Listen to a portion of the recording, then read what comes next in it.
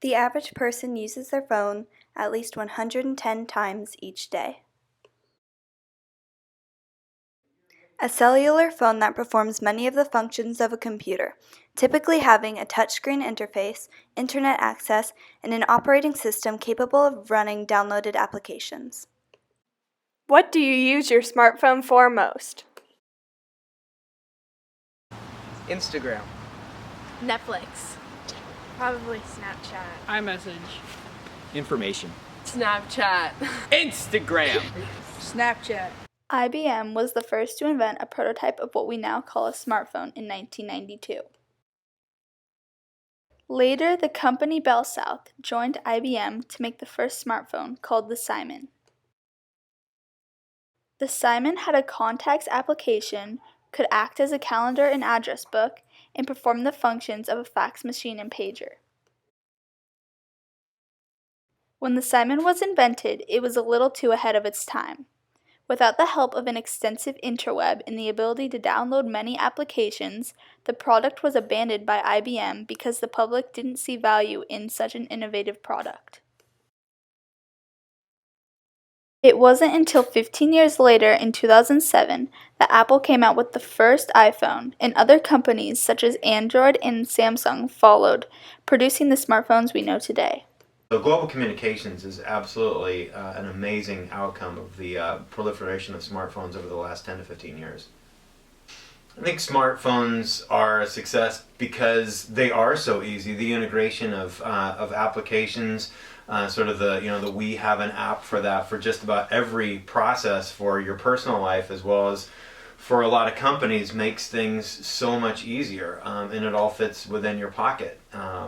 So some of the downsides of the use of smartphones is just sort of the pervasiveness and the always-on connectedness of things like social media all the time, and we're just on the surface of understanding So, what is how a the brain smartphone? is responding to the always-on connected impact.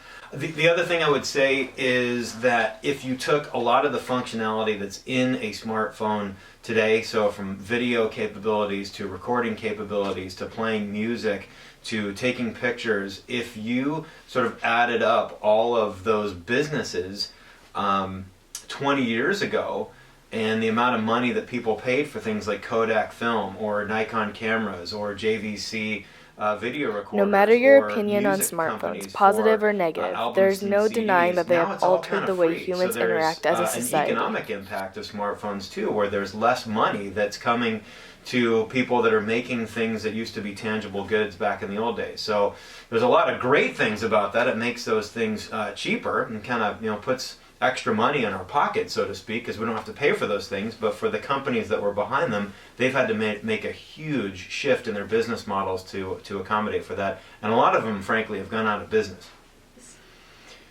How would society be different without smartphones? I think things would be a lot slower. I mean, having grown up in a time before smartphones, which seems like it was just yesterday, things were a lot slower. You had to send things by email. Somebody maybe didn't have an integrated email address, maybe didn't work. You actually had to send them a letter. You had to, the other part of future of smartphones that I talk about is it is like it's the modern jackknife of the 21st century. Like all the tools and apps and utilities that we talked about that's embedded in that thing that you put inside your pocket, the compute power, and sort of then the extended compute power that you have of the global internet, access to things like Wikipedia, YouTube, and so forth. I think what you're going to see probably in the next 10 to 15 years is that sort of rectangular thing that you carry in your pocket, which is a phone, will probably incept up into something like augmented reality.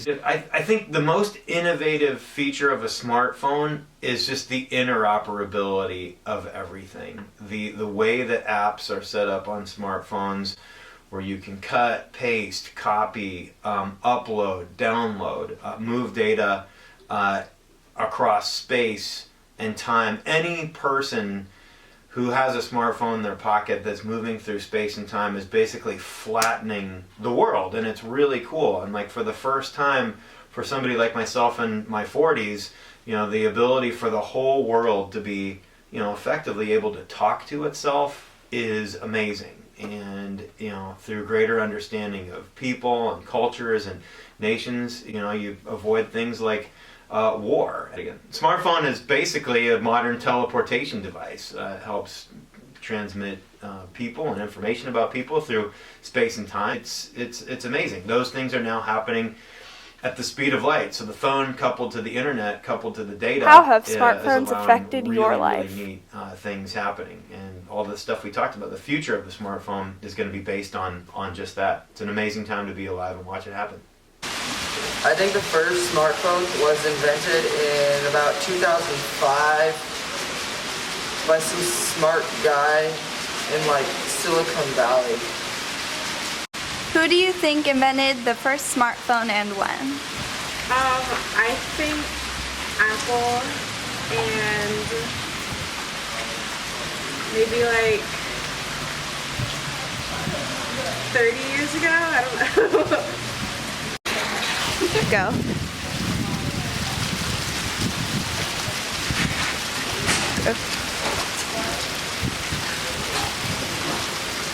Looks good.